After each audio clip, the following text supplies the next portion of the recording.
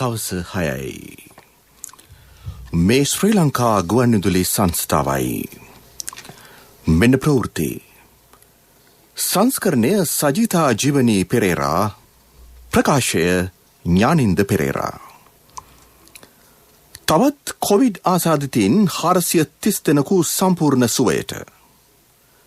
වැටුප් විෂමතා විසඳනතුරු ගුරු විදුහල්පතිවරුන්ට දීමනාවක්. සාමාන්‍ය පෙළ පැවැත්වීම පිළිබඳ තීරණය ඉදිරි සතියේදී. ජල සැපයුම ඉහළ නංවමින් දිවයින පුරා නව ව්‍යාපෘති 264ක්. කොළඹ හුදකලා ප්‍රදේශවල බෝ නොවන රෝගී සායන අඛණ්ඩව. ලෝපුරා කොවිඩ් ආසාදිතයින්ගේ සංඛ්‍යාව 6,20,00,000ක් ඉක්මවයි.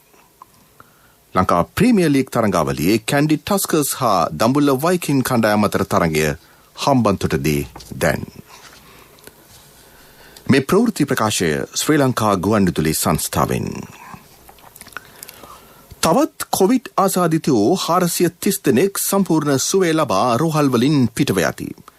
එය අනුව මෙරට සුවය ලැබූ සමස්ත පුද්ගලයන් සංඛ්‍යාව 16,656කි.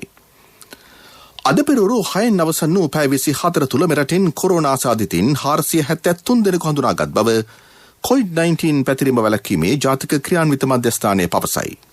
ඉන් වැඩිම ආසාදිතයින් සංඛ්‍යාවක් වාර්තා වන්නේ කොළඹ ප්‍රදේශයේ.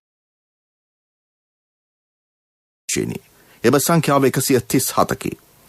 ගම්පා ප්‍රදේශයෙන් 63 දෙනෙකුද, රත්නපුර ප්‍රදේශයෙන් 35 දෙනෙකුද හඳුනා ගැනිනි. මෙවන විට රෝහල් ගතව හා අතරමැදි ප්‍රතිකාර මධ්‍යස්ථානවල ප්‍රතිකාර ලබන සංඛ්‍යාව 6,168කි. අද පෙරවරු 6න් අවසන් වූ පැය 24දී කොරෝනා මරණ 8ක් වාර්තා විය. ඔහු කොළඹ 13, කොළඹ 10, කොළඹ 12, කොළඹ 2, කොළඹ 9 හා කොළඹ 15 වන ප්‍රදේශවල පදිංචිකරුවෝ වෙති. කොළඹ මැගසින් බන්ධනාගාරයේ රැඳවියෙකුද මරණයට පත්විය. ඒ අනුව අද පෙරවරුව වන විට මෙරට සමස්ත කොරෝනා මරණ සංඛ්‍යාව 107ක් දක්වා ඉහළ ගොස් තිබිනි. අධිකරණයේ ස්වාධීනතාව සුරක්ෂිත බව විෂය භාර ඇමති අලි සබ්රි මහතා කියයි. ඇතැම් පිරිස් ඊට හානිවන ලෙස නඩු තීන්දුව ගැන අදහස් පළ කරන බව ඇමතිවරයා සඳහන් කළේ අද පාර්ලිමේන්තුවේ අයවැය කාරක සභාවස්ථා විවාදයට සහභාගී වෙමිනි. තවදුරටත් අදහස් පළ කළ අලි සබ්රි මහතා නඩු තීන්දුවක කුසලතා නීතිමය සිද්ධාන්තයක් මත විවේචනය කිරීම පිළිබඳව මට කිසිම ප්‍රශ්නයක් නැහැ. නමුත් ජනතාවගේ විශ්වාසය කඩවන ආකාරයට අධිකරණය දේශ ඇඟිලි දික් කරන එක ඉතාමත්ම භයානක දෙයක්. ජනතාව තුළ අධිකරණය පිළිබඳව තියෙන විශ්වාසය කඩ කරන්න ඉඩ දෙන්න එපා. ඒක හොඳ නැහැ. නීතිඥවරයෙක් වශයෙන් මම අවුරුදු 25ක් මේ රටේ වැඩ කරලා තියෙනවා. අවුරුදු 8ක් මම ජනාධිපති නීතිඥවරයෙක් වශයෙන් කටයුතු කරලා තියෙනවා. මට කියන්න පුළුවන් අපේ රටේ අධිකරණය පොදුවේ ඉතාමත්ම බල සම්පන්න අධිකරණයක් විතරක් නෙවෙයි ස්වාධීන අධිකරණයක්. පාර්ලිමේන්තු මන්ත්‍රී අනුර කුමාර දිසානායක මහතා විවාදයට එක්වමින් පැවසුවේ රටේ ආරක්ෂාව ආර්ථිකය මෙන්ම අනාගතය ගැන සිතා තීරණ ගත යුතු බවයි. පාර්ලිමේන්තු මන්ත්‍රී පී වීරසිංහ මහතා මෙහිදී පැවසුවේ ගම්බද තරුණ පිරිස් සඳහාද සංවර්ධනයේ අවස්ථා හිමි යුතු බවයි. පාර්ලිමේන්තු මන්ත්‍රී සන්දිත් සමරසිංහ මහතා පෙන්වා දුන්නේ ජනතාවගේ ජල ඉල්ලුම ඉහළ යන බැවින් ප්‍රජා ජල යෝජනා ක්‍රම කඩිනම් කළ යුතු බවයි. අන්තර්ජාතික සහයෝගිතාව පවත්වා ගනිමින් COVID-19 මර්ධනයට ලබාගත යුතු බව පාර්ලිමේන්තුව අද ඇමතු පාර්ලිමේන්තු මන්ත්‍රී මයන්ත දිසානායක මහතා සඳහන් කළේය. ඇමති උදය ගම්මන්පිල මහතා පෙන්වා දුන්නේ ශ්‍රී ලංකාව ආසියාවේ බලශක්ති කේන්ද්‍රස්ථානය බවට පත් කරන බවයි. නව තෙල් පිරිපහදුවක් ඉදිරි වසර 5 ඇතුළත ස්ථාපිත කරේ. නව නල පද්ධති ඉදිකිරීමටද නියමිතයි. ලාභදායී බලශක්ති ප්‍රභයන්ගේ ස්වයංපෝෂිත රටක් බවට ශ්‍රී ලංකාව පත්කිරීමට අපේක්ෂා කරන බව පැවසූ ගම්මන්පිල මහතා. අපේ දිගු කාලීන අරමුණ වෙලා තියෙන්නේ අපේ පිහිටීම අපිට ආශිර්වාදයක් කරගනිමින් ශ්‍රී ලංකාව ආසියාවේ බලශක්ති කේන්ද්‍රය බවට පත් කර ගැනීමටයි. අපි බලාපොරොත්තු වෙනවා හම්බන්තොට වරා ඉලක්ක කරගෙන ඈත ආසියාවට සහ මැද පෙරදිගට යන්නේන නැව් වලට තෙල් සැපීමට, ත්‍රිකුණාමල වරා ඉලක්ක කරගෙන ඉන්දියාවේ බටහිර සහ නැගෙනහිර වෙරළවල් අතර ගමනාගමනයේ සිදුවන නැව් වලට තෙල් සැපීමට, ගුවන් යානා වලට තෙල් සැපීමට, ඒ වගේම ශ්‍රී ලංකාවේ කංජ තෙල් නිමි භාණ්ඩ නිෂ්පාදනය කරමින් ආසියානු වෙළඳපොළට අපනයනය කරන්නට. අපේ මැදිකාලීන ඉලක්කය තමයි ශ්‍රී ලංකාව ලාභදායී බලශක්ති සම්පත් සුලභව තිබෙන බලශක්ති ස්වයංපෝෂිතතාවය ළඟා කරගන්න. ලබන වසරේදී ගම්මාන දහසක ප්‍රජා ජල යෝජනා ක්‍රියාත්මක කිරීම ඉලක්කයේ බව රාජ්‍ය ඇමති සනත් නිශාන්ත මහතා අද පාර්ලිමේන්තුවේදී පැවසිය. වැඩිදුරටත් අදහස් පළ කළ රාජ්‍ය අමාත්‍යවරයා රටේ සමස්ත ජනගහණයෙන් දැනට ලියාපදිංචි වුණු ව්‍යාපෘති 4323කින් පවුල් 7,23,293ක් දැනට ප්‍රජාජල දෙපාර්තමේන්තුව හරහා ජලය ලබා ගන්නවා. අපි බලාපොරොත්තු වෙන ලබන වසර තුල තවත් ව්‍යාපෘති 1000ක් ගම්මාන 1000ක් පානීය ජලය ලබා දෙන්න ඒ සඳහා විශාල මුදල් සම්භාරයක් අපිට ලැබිලා තියෙනවා. ලබන වසර වෙනකොට දසලක්ෂ ඉක්මවපු පවුල් ප්‍රමාණයකට පානීය ජලය ලබා දෙන්න බලාපොරොත්තු වෙනවා. ගුරු විදුහල්පති වැටුප් විෂමතා විසඳනතුරු විශේෂ දීමනාවක් ලබා දෙන බව අධ්‍යාපන අමාත්‍ය මහාචාර්ය ජී.එල්. පීරිස් මහතා කියයි. වැටුප් විෂමතා විසඳීමට දැනටමත් සියලු පියවර ගෙන තිබේ. වාචික පිළිතුරු අපේක්ෂාවෙන් පාර්ලිමේන්තු මන්ත්‍රී ශාන්ත බණ්ඩාර මහතා යොමු කළ ප්‍රශ්නයකට පිළිතුරු වශයෙන් අද පාර්ලිමේන්තුවේදී අමාත්‍යවරයා මේ කරුණු දැක්විය. ගැටලුව කැබිනට් අනුමැතියට ඉදිරිපත් කිරීමෙන් පසු ඊට අදාළ සියලු තොරතුරු ජාතික වැටුප් කොමිෂන් සභාවට යොමු කෙරිනි. ඒ නිර්දේශ අනුව මීළඟ අයවැයේදී වැටුප් විෂමතාව නිවැරදි කිරීමට කටයුතු කරන බව අධ්‍යාපන අමාත්‍යවරයා පැවසිය. අතුරු දීමනාවට අවශ්‍ය ප්‍රතිපාදන සඳහා භාණ්ඩාගාර ලේකම්වරයාගේද එකඟත්වය හිමි වී තිබේ. මේ ප්‍රවෘත්ති ප්‍රකාශය ශ්‍රී ලංකා ගුවන්විදුලි සංස්ථාවෙන්. අදින පොදු සහතික පත්‍ර සාමාන්‍ය පෙළ විභාගයේ පැවැත්වීම සම්බන්ධයෙන් සතියක් ඇතුළත තීරණය ගන්නා බව අධ්‍යාපන ඇමති මහාචාර්ය ජී.එල්. පීරිස් මහතා පවසයි. ඉදිරි සති දෙකේදීත් රටේ සියලු පාසල් විවෘත කිරීමට නොහැකි වුවහොත් විභාගය සැලසුම් කර ඇති දිනට පැවැත්විය නොහැකි වනු ඇතැයි ඇමතිවරයා පෙන්වා දෙයි. දැනට සැලසුම් කර ඇත්තේ ජනවාරි 18 වෙනිදා විභාගය ආරම්භ කිරීමට බව අධ්‍යාපන අමාත්‍යවරයා පැවසුවේ පාර්ලිමේන්තුව අද අමතමිනි. කොළඹ නගරයේ හුදකලා ප්‍රදේශවල හා මහල් නිවාසවල බෝ නොවන රෝගවලින් පෙළෙන ජනතාව වෙනුවෙන් ක්‍රියාත්මක ජංගම සායන දෙසැම්බර් මැද දක්වා දීර්ඝ කරේ. එම ජනතාවගේ සෞඛ්‍ය ආරක්ෂාව වෙනුවෙන් නොවැම්බර් 16 වෙනිදා සිට ජංගම සායන ආරම්භ කෙරිනි. සංවිධානය කළේ කොළඹ මහනගර සභාවේ රෝග නිවාරණ දෙපාර්තමේන්තුවයි. එම සායන ඉදිරි දිනවලදීද ක්‍රියාවට නැංවෙන බව නාගරික කොමසාරිස් රෝෂිනී දිසානායක මහත්මිය පවසයි. උතුරු ඉතිෝපියාවේ ට්‍රයිග්‍රේහි යුද කලාපයේ සිටි ශ්‍රී ලාංකිකෝ පිරිසක් ඉවත් කර ගැනීති.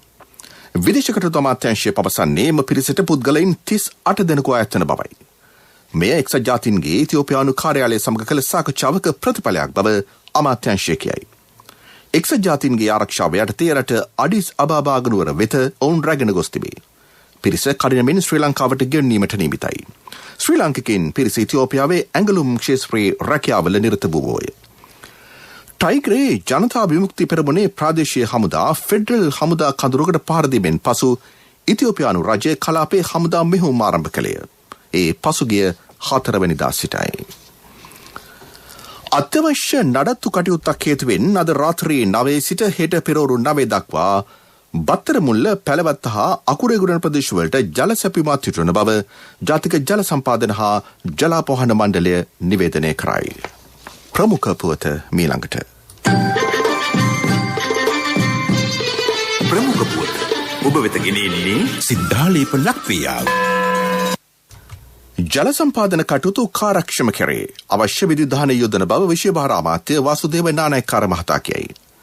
නව ව්‍යාපෘති 264ක් ඇරඹීමට යෝජිතයි. වසර දෙකකින් වැඩ කටයුතු නිම කිරීම අපේක්ෂාවයි. ජල සම්පාදනය පිළිබඳ අමාත්‍යාංශ උපදේශක කාරක සභාව ඊයේ රැස්වුවේ ඇමතිවරයාගේ ප්‍රධානත්වයෙනි. අමාත්‍යාංශ ලේකම් ආචාර්ය ප්‍රියත් බන්දු වික්‍රම මහතා සඳහන් කළේ 40 සිට 78ක් දක්වා මෙරට ජල සැපයුම ඉහළ නැංවීමට මින් හැකියාව ලැබෙන බවයි. සම්පූර්ණ අරමුදල් හා ඉංජිනේරු තාක්ෂණය දේශීයව යොදා ගැනීම විශේෂත්වයයි. ප්‍රමුඛ පුවත ඔබ වෙත ගෙන ආවේ සිද්ධාලේප ලක්පියාව.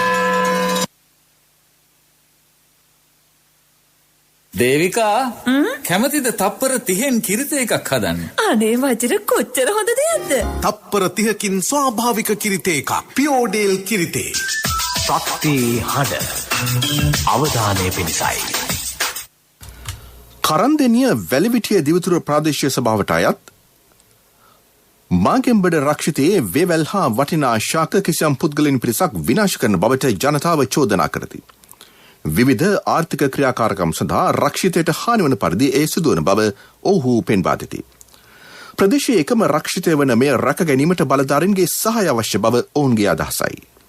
වැලිවිටිය දිවිතුර ප්‍රාදේශීය සභාවේ සභාපතිතුමනි මේ ඔබේ අවධානයටයි.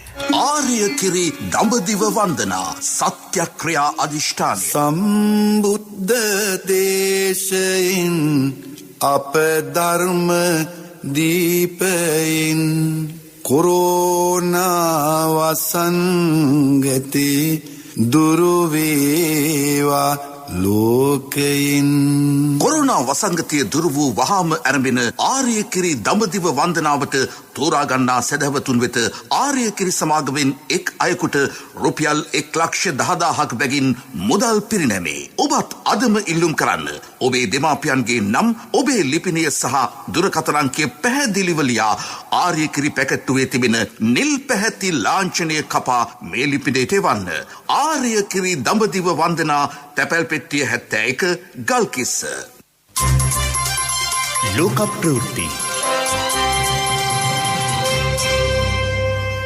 ලෝපුරා කොවිඩ් ආසාදිතන්ගේ සංඛ්‍යාව 6 කෝටි 20 ලක්ෂයක්ම වයි. සිදුවී ඇති මරණ සංඛ්‍යාව 14 ලක්ෂ 51,000ක්ම වයත. ඇමරිකාවේ පමණ කොරෝනා මරණ 2,71,029ක් බව ලෝක සෞඛ්‍ය සංවිධානය පෙන්වා දෙයි. ලෝපුරා සිදුවන දෛනික කොවිඩ් මරණ වලින් 50%ක්ම වාර්තා වන්නේ ඇමරිකාව, ඉන්දියාව, බ්‍රසීලය හා ප්‍රංශයෙනි. එම රටවල ආසාදිතන්ගේ සංඛ්‍යාව තවදුරටත් ඉහළ යමින් පවතී. ඒ අතර COVID-19 වෛරසයට එරෙහිව එන්නත් නිපදවන ආමදාබාද්, හයිඩ්‍රබාද් හා පුනේහි පිහිටි රසායනාගාර වෙත අගමැති නරේන්ද්‍ර මෝදී මහතා අද ගොස් තිබේ. ඉන්දුනීසියාවේ කොවිඩ් රෝගීන්ගේ සංඛ්‍යාව වාර්තාගත ලෙස ඉහළ යමින් පවතී. ගත වූ පැය 24දී පමණක් රෝගීන් 5,400කට අධික සංඛ්‍යාවක් හම්බ වී තිබේ. මුළු මරණ සංඛ්‍යාව 16,000ක්ම වයි. පෙරසර සංවර්ධනයක පුවත් සම්පින්ඩනය සංවර්ධන පුවත්.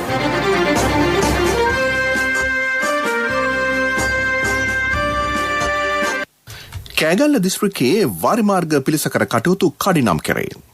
තෝරාගත් වැව් 32ක් අලුත් වැඩියා කිරීමට නියමිතයි.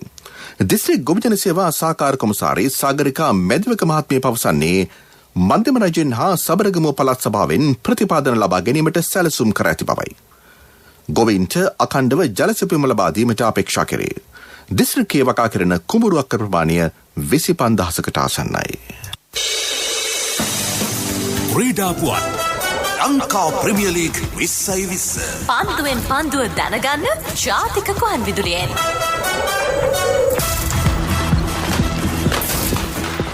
ලංකා ප්‍රීමියර් ලීග් ක්‍රිකට් තරඟාවලියේ කැන්ඩි ටස්කර්ස් හා දඹුල්ල වයිකින් කණ්ඩායම් අතර තරඟයේ හම්බන්තොටදී දැන් පැවැත්වෙයි.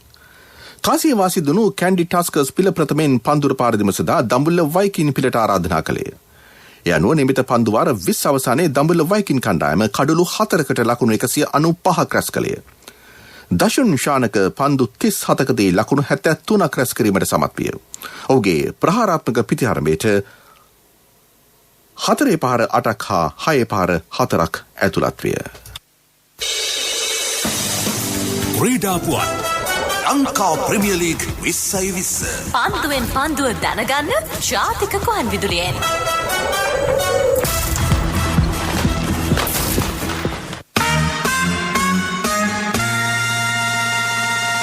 ව්‍යාපාරික පුවත්. ඔක්තෝබර් මාසයේ පුද්ගලික අංශයට පිරිනැමූ ණය ප්‍රමාණය අඛණ්ඩව 3 වෙනි මාසයටත් ඉහළයි. අනුගමනය කළ ලිහිල් ප්‍රතිපත්ති ඊට හේතු බව ශ්‍රී ලංකා මහ බැංකුව පවසයි. ඒ අතර 2021 අයවැයෙන් රජය යෝජනා කළ අඩු පොලි අනුපාත යටතේ වූ ණය යෝජනා ක්‍රම මගින් අවශ්‍ය අංශ වෙත අරමුදල් සම්පාදනය කරනු ඇතැයිද මහ බැංකුව විශ්වාසය පළ කරයි. ආර්ථික පුවත් ආවරණය ආසිසිර බෙටි ගන්න පුළුවන් වුණාද? හොඳ වෙලාවට එක ෆාමසියක් නම් ඇරලා තිබුණා. ඒ තරු පෙවුනේ සමහර බේත් වල ගණන් ඇහුවම. කීයද? LOC ක්‍රෙඩිට් කාඩ් එක නොතිබෙන්න මොනවා කරන්නද කියලා හිතා ගන්න බැරි වෙනවා. LOC ෆයිනෑන්ස් ක්‍රෙඩිට් කාඩ් පත ජීවිතේම සපුරාලයි. ශ්‍රී ලංකා මහ බැංකුව රුපියල් කෝටි 4000ක් වටිනා භාණ්ඩාගාර බිල්පත් නිකුත් කරයි. රජයේ සුරකුම්පත් පිළිබඳ ප්‍රාථමික අලෙවිකරුවන්ගෙන් අයතුම්පත් කැඳවේ. දෙසැම්බර් 2 වෙනිදා වෙන්දේසිය පැවැත්වෙන අතර දෙසැම්බර් 4 වෙනිදා ගෙවීම් කළ යුතු වේ. ප්‍රාථමික අලෙවිකරුවන්ගෙන් හෝ බලපත්‍රලාභී වාණිජ්‍ය බැංකුවලින් භාණ්ඩාගාර බිල්පත් මිලදී ගත හැකි බව ජනතාවට දැනුම් දෙනු ලැබේ. ඔන්න ඩොක්ටර් කිව්වද තාත්තට ගෙදර යන්න පුළුවන් කියලා. දුවලට මම නිසා හරි කරදරයක් නේද උනේ. කසුන්ගේ LOC ක්‍රෙඩිට් කාඩ් එක තිබුණ නිසා කිසි ප්‍රශ්නයක් උනේ නැහැ. තාත්තා සනීප වෙච්ච එකනේ අපේ සතුට. LOC ෆයිනෑන්ස් ක්‍රෙඩිට් කාඩ් පත ජීවිතේම සපුරාලයි.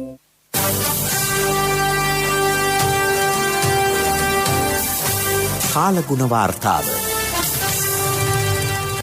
ගිනිකොන දිග බෙන්ගාලබොක්ක මුහුදු ප්‍රදේශයේ අඩු පීඩන තත්ත්වයක් වර්ධනය වෙයි. කාලගුණ විද්‍යා දෙපාර්තමේන්තුව පවසන්නේ ඉදිරි දින කිහිපයේදී එය දිවයිනේ සහ අවට කාලගුණය කෙරෙහි බලපෑම් ඇති කරනු ඇති බවයි. දිවර හා නාවක ප්‍රජාව මේ පිළිබඳ අවධානය යොමු කළ යුතුය. ඌව මධ්‍යම උතුරු මැද හා වයඹ පළාත්වල ස්ථාන ස්වල්පයක අද රාත්‍රී කාලයේ වැසි හෝ ගිගුරුම් සහිත වැසි ඇතිවෙයි. වැසි සමග තාවකාලිකව තද සුළං දැතිවීමේ හැකියාවක් පවතී. සවස් ප්‍රධාන ප්‍රවෘත්ති ප්‍රකාශයේ සිරස්තල දැන්වෙන්න යළිත්. තවත් කොවිඩ් ආසාදිතයින් 430 දෙනෙකු සම්පූර්ණ සුවයට. වැටුප් විෂමතා විසඳනතුරු ගුරු විදුහල්පතිවරුන්ට දීමනාවක්. සාමාන්‍ය පෙළ පැවැත්වීම පිළිබඳ තීරණය ඉදිරි සතියේදී. ජල සැපයුම ඉහළ නංවමින් දිවයින පුරා නව ව්‍යාපෘති 264ක්. කොළඹ හුදකලා ප්‍රදේශවල බෝ නොවන රෝගී සායන අඛණ්ඩව. ලෝපුරා කොවිඩ් ආසාදිතන්ගේ සංඛ්‍යාව 6 කෝටි 20 ලක්ෂයක් මවයි. Lanka Premier league තරඟාවලියේ Kandy Tuskers හා දඹුල්ල වයිකින් කණ්ඩායම් අතර තරඟය හම්බන්තොටදී දැන්. සවස ප්‍රධාන ප්‍රවෘත්තියින් සමාප්තයි. අපගේ මීළඟ ප්‍රධාන ප්‍රවෘත්ති ප්‍රකාශය රාත්‍රී 9ට.